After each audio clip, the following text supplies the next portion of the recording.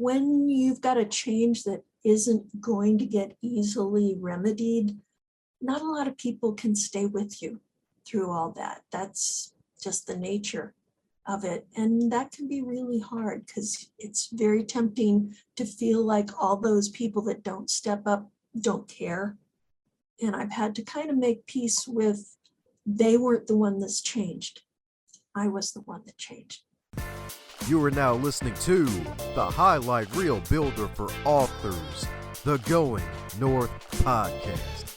I'm your host, best-selling author, and Maxwell Leadership Certified Trainer, DomBrightmon. And you're going to be getting some tips and techniques to advance yourself coming up next.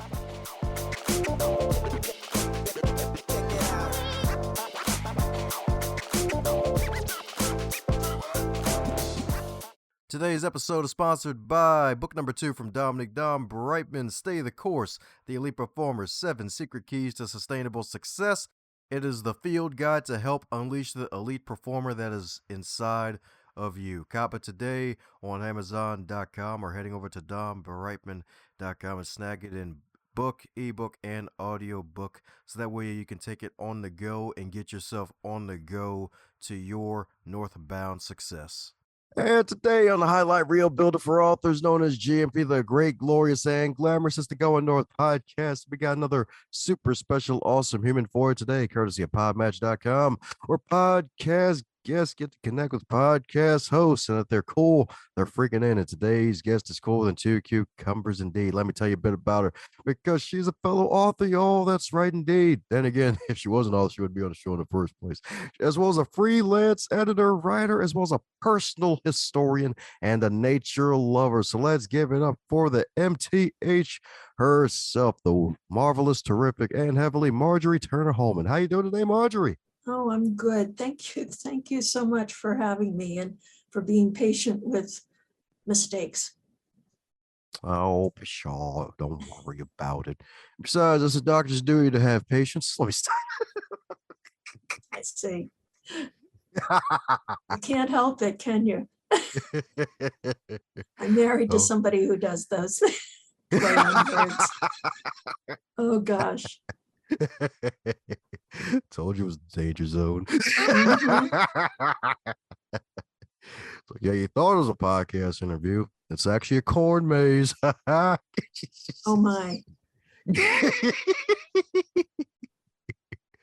Oh, man. But as with all corn mazes, folks get lost in them, and as with all introductions, you're not allowed to get lost for 100 days with the whole biography. So since your first time on the podcast, mind sharing folks a bit of your backstory of how you got to where you are today? Sure. There's a short story and a long story. How much time have we got? Well, we'll take the long one. We can have a whole wiener dog fleet if you want. All right. For how I got to writing my books, I was a non-writer, one of those people who avoided writing if at all possible. Probably had my mom on my shoulder saying my grammar was no good, and nope, that's not right. And really kept me from writing for years and years. About when I was in my mid-30s, I became seriously ill, nearly died, had brain surgery to save my life. And here I am. So yes, I survived, but the surgery left my entire right side totally paralyzed. I've recovered quite a lot. I still have residual stuff all these years later, but I wasn't able to do the work I'd been doing. And when you can't get out of the house, when you can't barely move across a room, and you need a lot of help with everything, what was left for me, I had a computer and I could write. And I had email and I could send people out emails. So I started writing stories about my young kids, about my wonderful neighbors, and people kept writing me back. And so in the midst of those really just emails, I started talking about what it felt like to be recovering or living with a chronic illness or chronic disability. And I just kept writing and people kept writing me back. I got work with a local newspaper editor who really mentored me in my writing. And big difference just having something to get published besides your mother saying that you're okay. And just started writing and getting published that way locally and stretching myself a little more.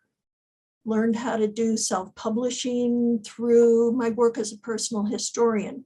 That's helping people write their family stories and make them into books. So I would interview people, take those conversations and transform them into something readable so that they could share them. Family and friends, not commercial writing, but personal writing. So I knew how to do books. I wrote a series of articles for the newspaper called Naturally New England, where I'm located, just outdoor hiking places. And since I have limited mobility, there were places I could go. And before long, I realized that people were coming to my website to find those articles. They didn't know where to find places to walk. And I said, I think that's a need that I can help meet. 5 books in the Easy Walks series later, I guess there's things that I've found to write about and that people have found useful. I like to write useful books. It feels like they're useful.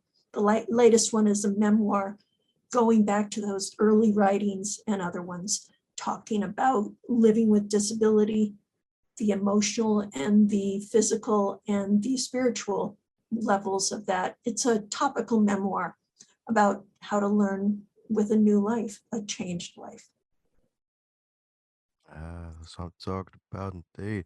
That's what I'm talking about indeed. So my goodness, 5 magical books. That's right indeed. She has a thumb, y'all. All 5 of them. That's right indeed. It's right a whole hand. You love to see it. You love to see it indeed. It's definitely good you're able to really get that strength back to be able to take those easy walks, especially because yeah, that being paralyzed, like just having a taste of that through random bouts of sleep paralysis in the past, it's like, oh god. Like imagine having to deal with that not even by choice, like just for like daily living. Like I'm sure that was probably painful on top of annoying, just like, oh man, like I used to be able to fully move. Oh. It was scary. It was scary and demoralizing. And I was a single mother trying to take care of my 2 kids. So yeah, it was very scary. And I was lucky enough to have family around who provided all sorts of different support. But when you've got a change that isn't going to get easily remedied, not a lot of people can stay with you through all that. That's just the nature of it. And that can be really hard because it's very tempting to feel like all those people that don't step up don't care. And I've had to kind of make peace with they weren't the one that's changed. I was the one that changed. And nobody can be everything to everybody. We all have to pick and choose who we can really step up to the plate with. Not everybody can do that. So, but some people did, and it made a difference and makes a difference even now. That's what I'm talking about, dude. That's what I'm talking about, indeed. So, speaking of making a difference, you decide to join the business of immortality with your marvelous books and to finally get over the whole perfection monster of grammar. So, my goodness, what else helped you to finally get the confidence to put those books together and publish them for the world to read and devour? I really wonder about that. I don't feel like I'm that different than anybody else. Some of it, I call myself an instigator, that I'm really not content to just have things the way they are. As much as I don't like drastic change, which is what happened in my own life, I also don't like being just static and having nothing change. And so between those 2 tension, different positions, I kind of keep my ears open and see what's the next good thing that I can do. And so series, like I was describing a little bit, day by day, step by step, keeping my ears open, looking for opportunities to give back because I have been given a lot. That's what I'm talking about, indeed. Yes, indeed. Sorry, indeed. Because sometimes, like, oh yeah, we're all random humans. We all have to take bio breaks and have to expire from this lifetime. But hey, sometimes folks just need extra confidence to be like, hey, how'd she freaking do it? Like, I got this book I've been sitting on for like 15 years. And it's like, man, like I've grown since then. I feel like a growing boy, but it's been 15 years in this 90-year lifetime. Like, how am I gonna get this out? Mhm. I know. Yes, indeed. Yes, indeed. Well, speaking of 15 and 90 years and being an instigator and learning about different family histories, my goodness, how was that process and what led you to that? Were you just born with curiosity? I was like, all right, so what y'all doing in y'all family so I can help y'all publish this book so I can learn some stuff about you? I mean, y'all can learn stuff about you. Mhm. I grew up with from a long line of Southern women storytellers. I actually grew up in South Florida, went to my grandmother's in Pensacola every summer, and half the town was related to us, and the other half knew them. So it was real home for me going to see my grandmother and staying there with my family every summer.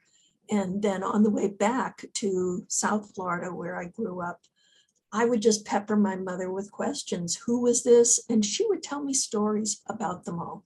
And I would sit in and listen other times when she was telling stories with other people, and her mother as well, her mother, my mother's sister, long, long, long line of women storytellers. So I think that curiosity must have been kind of inborn, and it's always been a part of me, asking why, asking who, asking how.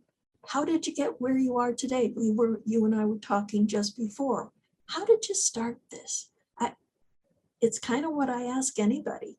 So I'm curious, and I really do want to know, because none of us get exactly where we are by accident. It may feel accidental, but all of us ended up somewhere, wherever we are, through a series of choices, events, things that happened in our life.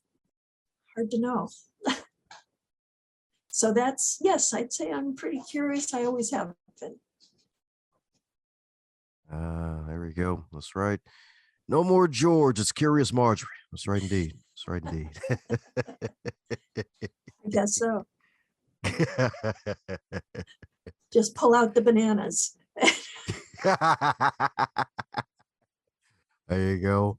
And then families get to celebrate and go bananas when they have their book, right? That's right. That's So did right, I answer indeed. your question, or did you want to know more? Oh, is there actually more? Oh, there's always more. There is always, when you're talking to a long line of storytellers, there is always more. There we go, indeed. There we go, indeed. So, what makes a good story anyway for those who need to tell better stories? That's a good question. I was a professional storyteller for about 15 years before I got into this writing. I was actually liked that because I didn't have to do any writing. I could just talk, which is, I know that pretty well. So if you want to have a good story, it's a good thing to know stories come in three parts. Once upon a time, that's your beginning. Figure out where that end is. That comes back full circle, but with change, growth, development. And then that middle, that's where the change happens. That's where the scary parts, the exciting parts, the dangerous parts, the joyful parts all happen. But all of those things have to work together to get you back to where you started, kind of coming back home, but you come back home changed. And so that's basic story structure in a nutshell. But we're all about change and growth. And it's not real. If you just say, I did this, then this, then this, then this, and this, I call that a grocery list. It's not really a story. It doesn't have anything that are going to keep your listeners staying with you. We need to see change. We need to see challenge. We need to see hard things. And we hope that that person that we're following has a way of overcoming somehow. Doesn't mean that it's perfect. It doesn't mean that it's even where they knew or aimed at. I don't like goals a lot. My life has been too uncertain to have goals. I'm just kind of trying to keep my head above water. But in the midst of that, you can't help but change. But if you can come back and have perspective on where you started, that's a pretty compelling story, at least in my experience. So I'm talking about indeed. That's right, indeed. Folks want to see those changes and those challenges. That's right, indeed. That's right, indeed. It doesn't even have to be all quarters either. That's right, indeed. They want to see some dimes too. That's right, indeed. Yes. That's right, indeed. That's right, indeed. So, my goodness, so overcoming that paralyzation, I'm sure there's been other challenges in your life you had to overcome. So, would you consider another one of your big challenges that actually turned out to become one of your setups for success? One of the biggest challenges I had when I became ill was my fear of asking for help. You're very vulnerable when you need to ask for help, because if you don't get that help, it's like you were not deserving of it. And there's this shame factor involved for a lot of us in asking for help. And I because I needed help for all sorts of things, I got a lot of chance to practice, whether I wanted to or not. I couldn't just say, well, I'll do it myself, because I wasn't in a position to do that. So I had to learn how to ask for help. One of the things, like I said, because I had so much chance to practice, was I call it spreading the net wide. Try not to ask just one or two people to do everything, but assuring those closest to you that you had other people to be able to ask. And at least what I would do is say, if this isn't good timing, specific request, you just don't feel good that day, any reason, no reason, I really need you to tell me, so that when I have another need, I know I'm going to have other needs. When those come up, I can come back to you and ask again, because you were honest with me, as opposed to being the martyr and helping me, but being resentful of it. Go ahead and say no, and make it easy for people to say no. Assure them, take care of their guilt at saying no, which a lot of times those of us who have a hard time asking help also have a hard time saying no. And so give them permission to say no. Go to the next person. Usually I would give them the same spiel. Tell me no, if this doesn't work, here's specifics, what I need, not just general, and I'll talk to somebody else. If you're offering help the other way, don't just say, call me if you need anything. Mm-hmm. Doesn't help.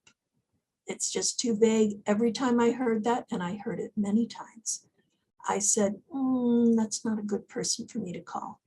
If you say, call me when you need to go to the grocery store, call me when you got a doctor's appointment, call me when you need to take a walk and you want some company.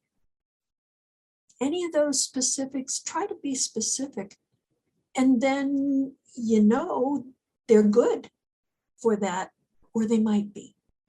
So be careful when you just say, call me if you need anything, because that's helping our guilt. It's not helping the person that needs help.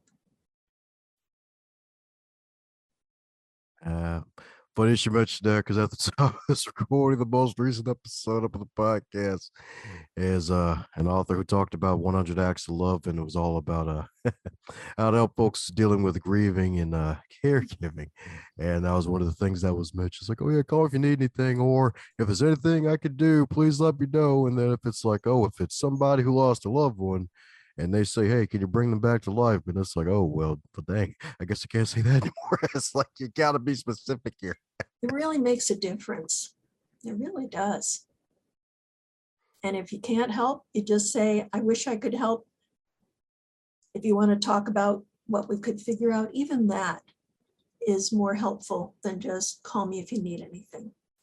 She probably won't. Better yet, still, imagine if they write the word anything down. Be like, here you go. This is what I need. Mhm. You sick? Call you. Here's anything I needed. Yep. Yeah, man. That's right, Dave. So how can I help you today, Dom? Oh yeah. Don't worry, this is help enough right here indeed, because my goodness, I've heard that you've been on quite a few past interviews promoting the good work that you're doing, helping folks to use their feet to do some walking and explore some nature and to get away from these darn screens that are affecting our eyes and affecting our emotions. So my goodness, is there a question that you wish folks would ask you more often when you're on these podcast interviews? No, I'm not sure. That's a question I haven't heard. What would people often will say, well, is there anything else you want to tell us? Maybe that's a different way of you asking that. So that's what do I wish people would ask me more? Oh, because then I'd have to come up with an answer.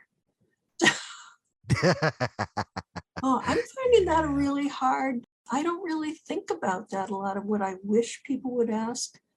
I'm happy to listen. I'm also happy to talk, but a lot of times I'm ready to listen to what it is you're thinking about. Hard for me to know. I have plenty to say, but not sure what I wish somebody would ask me about. That's cool. It's cool. That's right, indeed. It's cool. So, what are you excited about for 2023? I know you don't have goals and whatnot, but is there any projects you're working on? Is there an upcoming book that we need to be on the lookout for with all five of our eyes? Huh. Um, I haven't quite figured out another book. I'm still working marketing the one I've got. These podcasts are a way that I help get the word out. And I also meet some really interesting people, have some nice conversations with people across the world so far, people in Europe, people in the US, not South America or Asia yet, but you never know. Goals for coming up, let's see. I'm interested in local history as well as other people's history. I'm on our local historical commission in town where I live. And we just had an amazing conversational group about local history and kind of opened my eyes and said, I think there's a bunch of people I could tap into and do interviews. We have a local cable station. They're always looking for local content. I said, I need to check in with them and see if we could bring some of these older folks, which is what I do with the personal history anyway, typically, is talking to older folks, see if we can get some of those stories saved. Because when people are gone, their stories are gone. It's just the truth. That's life. Not every story is going to get saved, but there's things we can do to save the stories that are going to get saved. This is what you do. You collect stories, and they're there for when people want to hear them. It's a really pretty exciting thing to do, and I have a lot of fun with it because I have this nosy part of me, but I try not to be, but it's actually a really good part of me. But the balance between socially asking questions that otherwise you'd say, oh my goodness, that's way too personal.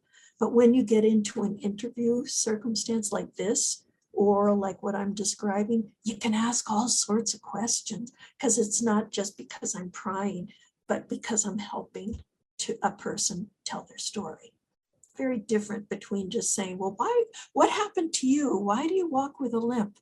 Why do why are you in that wheelchair? If you just ask somebody that, then you're prying.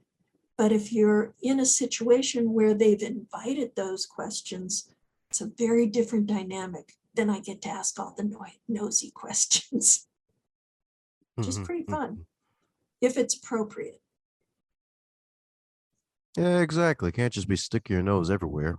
You might wake up one day and then have nature's manure over it. You're like, Well, oh, yes, stick your nose everywhere. yes, indeed. That's right, indeed. Toucan Sam wasn't right about that one. Don't follow your nose all the time, right? That's right. That's right. Thankfully, I don't have a real strong sense of smell.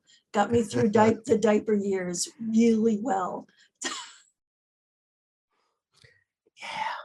Yeah, I like to talk about parenting. My kids are grown. They got me grandchildren now. Most creative thing I've ever done in my whole life. Stretched me beyond anything I could have ever imagined. I don't know if you have kids, but boy, you think you've got things figured out, and finally solving that, nothing works forever. Nothing. They'll come up with something else. So I feel passionate about being a parent, grateful, very grateful that I'm a parent. My kids taught me things I probably never would have learned. And I also did things for myself I never would have done if it weren't for my kids, things that were really hard, especially getting ill, especially going through divorce. All of those things I wouldn't have done if it weren't for my kids. They're good kids. They're grown, but I still think of them as kids. So maybe that is what I would have wished people would talk more, is just ask me about being a parent and how do you manage that, and how do you not go crazy, and how and how do you find that balance? So it's, there's times when you want to talk to somebody that's taller than 3 feet, that and to have, and I know that's a not fair thing for little people, but it's when they're 3 feet because they're growing and growing and they're just so little, and it gets lonely. Being a parent can be very lonely if you don't have extended family right nearby. There's just a lot, especially our society. We're very fragmented, and there's not a lot of the support for parents that I think a lot of other cultures have. I don't know because I'm in the culture I'm in.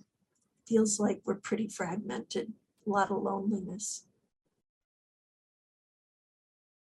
Well, yeah, yes, indeed. That's actually an epidemic across the U.S. of A. That's right, indeed. That loneliness epidemic, indeed. It's like, oh man, technology's gotten better, but hey, it's helping us grow further apart. It's like, oh no, not the chasm. Why is it expanding? Why is it Mhm. expanding? So, my goodness, so since you brought up parenting, what would you consider your 3 biggest lessons learned from your kids? The first thing I remember from my own mother saying, never say, my children will never,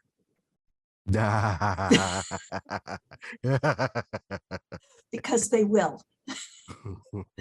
So don't ever put yourself in that position, because you'll regret it. You will be proved wrong. Another thing I kind of touched on was nothing works forever. When you're in a family situation where you've got interactions with people, you think you've finally gotten, so you're communicating, you're on the same page, you're agreeing to a course of action, and everybody is saying, yeah, we want to do this. And until the next thing comes that throws a wrench in it, and you got to figure things out again. Probably the third thing is that, at least in my experience, being a parent has been the most creative challenge I have ever encountered, bar none. Even through illness, through divorce, just figuring out how to be the grown-up, how to offer the guidance without squeezing the spirit. Creativity, creativity, creativity, constantly searching for what can I do now that's going to make a difference. And so both of us, all of us, don't go crazy. It requires a creativity I never imagined that I had.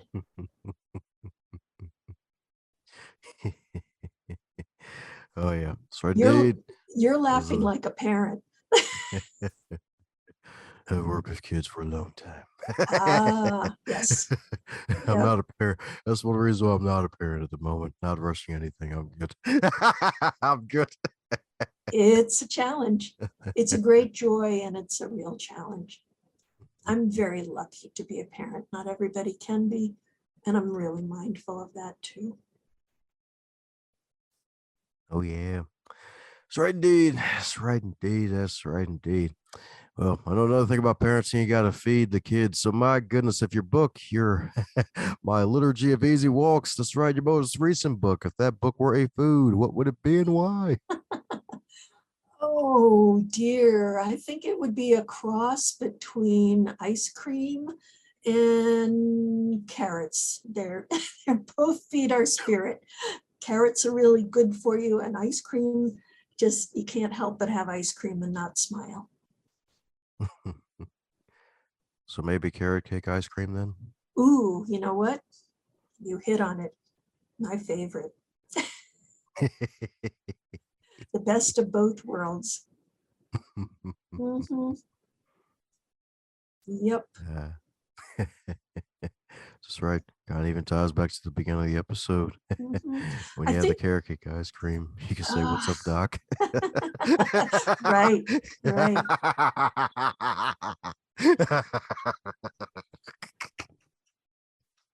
Something I tell people is, at least for my book, is we all think that'll never happen to me, or fill in your blank. And it's when those things do happen that you're not prepared. I don't know that you can prepare for those unimaginable things that pretty much everybody faces at some time in their life just because we're humans. And so rather than feel like you have to be prepared for everything or nothing, is to understand that life's uncertain and give yourself some space to be uncomfortable with that uncertainty. It's not a nice feeling. We like to have things certain. We like to have things spelled out, and that free for all, kind of like what you're doing now. You never know where people are going to take you. You never know if you might feel embarrassed or just disappointed. All of those things, and how can you navigate your way through that? I don't have a lot of answers, but I do describe some of my own. Here's what I did, and maybe you'll find your own solutions when you read some of the things that I found worked for me. I don't have I don't have magic formulas for people. I have stories. My book is basically little 2-page meditations on a whole bunch of things, whether it's walking and what you see when you're walking, just learning a little bit more of the human condition while you're walking, going to the same place and realizing that seasons change. And even when you think it's boring, you just haven't looked close enough. We haven't paid enough attention because the world around us is always changing, even when it doesn't feel like it is. Stories about family and friends, stories about cooking with my grandkids, stories about lessons learned. They're just little 2-page meditations, is what I describe them as. And I don't have a huge point. They're my stories, but I've been told that people see themselves and start getting some different perspective on their own stories when they read mine. That's my hope. That's my best intention, is that you would see yourself in those stories, but it would help you make sense of your own story, not of mine. It'd be help you make your own sense of your own story. That's right indeed. That's right indeed. Especially if you mention the forest where folks can see themselves as the trees. I'm not really into hugging them though, especially if there's poison ivy on. You gotta be careful about that. That's right indeed. That's right indeed. Well, there you go. You know the trees are safe. They won't get random hooks from random humans. Nope.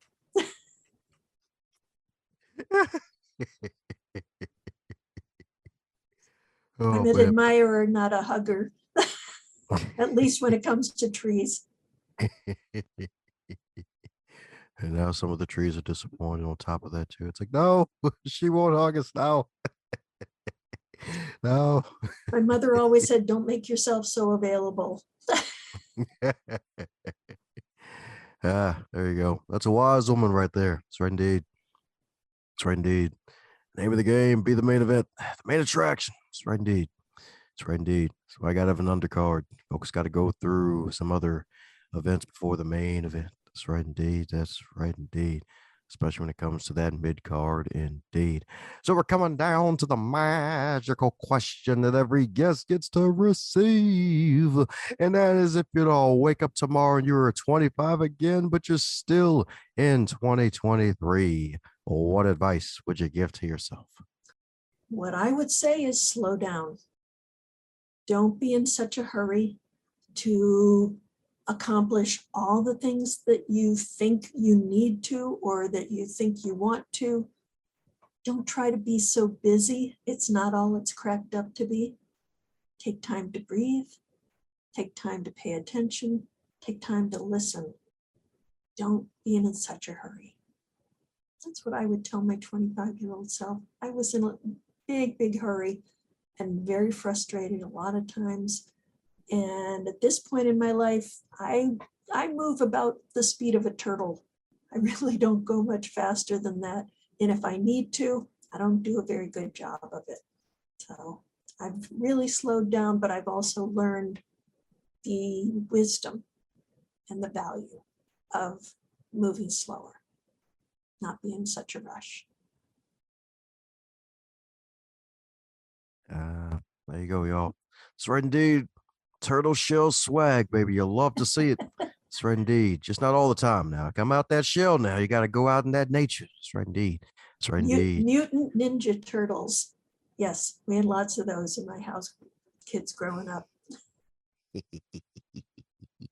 we go. That's right indeed. That's right indeed. That's right. Don't even have to be a pizza boy and deliver some pizza to a sewer. That's right. Just get outside regardless. That's right indeed. Even if you move slow as a turtle or a snail. That's right. Or a turd snail. Yeah. That's right indeed. A turtle and a snail together. That's right indeed. That's right for the ultimate slow machine.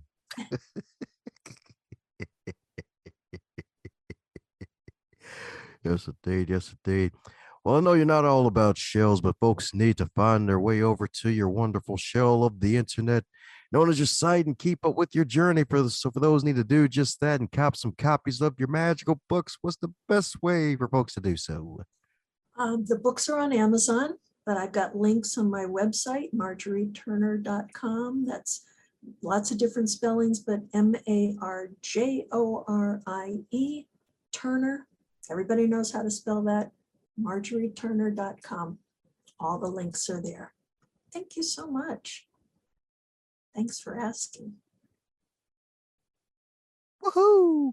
Well, there you have it, folks. Reach out to the mighty Marjorie herself. That's right, indeed. She's got magic on her site via nature. That's right, indeed. Check out all of her wonderful wares, indeed. We're going to put a link to all of that wonderful stuff in the show notes. That way you can stay on top of what's going on in the life of the Marjorie, indeed, in case she decides to publish it in another book, indeed, to grow her wonderful collection. That's right, indeed. That's right, indeed. All the pins included. So, my goodness, any parting words before we close up shop? Mostly just thank you. Thank you for sharing your platform. Thank you for being a good listener. Thank you for laughing at the right places. And I wish you well. Wish you well in all you're doing. Thanks a bunch for investing your time by listening to this wonderful podcast today. I hope you enjoyed it, and if you really did, do me a solid and leave a review or share this episode with at least 3 people that you think would get some value out of today's content. Advance others to advance yourself.